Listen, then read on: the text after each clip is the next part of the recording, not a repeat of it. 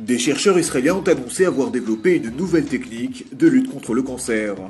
Leur traitement consiste à faire exploser les tumeurs cancéreuses afin de réduire le risque de récidive.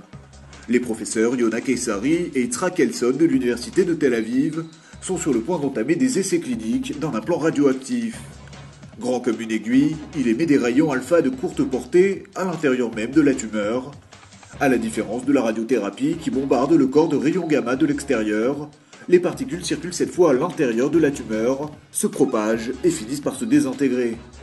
Selon un communiqué de l'université, non seulement la destruction des cellules cancéreuses est plus certaine, mais dans la majorité des cas, le corps développe une immunité contre le retour de la tumeur. Israël et l'Inde sont des partenaires stratégiques dans le domaine de l'armement.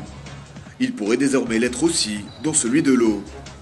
D'après l'agence de presse indienne PTI, le gouvernement israélien explore un possible partenariat avec une société indienne basée dans la province de Gujarat, au sud-ouest du pays. Des négociations seraient même en cours depuis la visite dans la région du professeur Uri Shai, qui dirige l'autorité des eaux en Israël.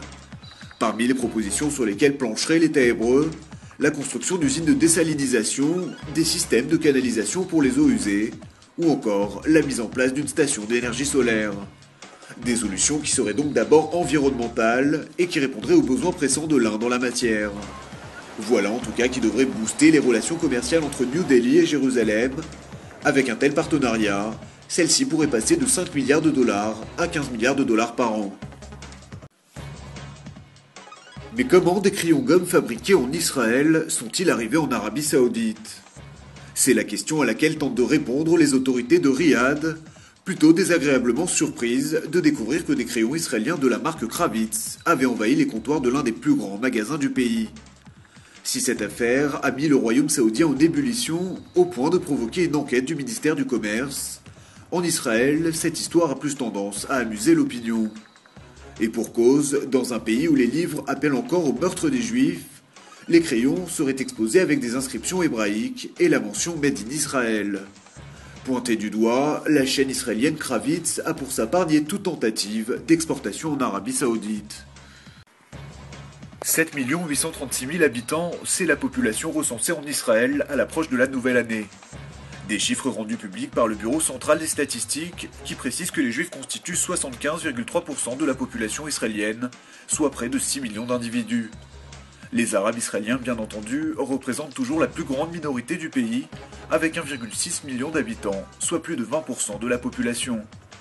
Les chrétiens d'Israël, pour leur part, ne seraient que 325 000, ce qui équivaut à 4,2% de la population.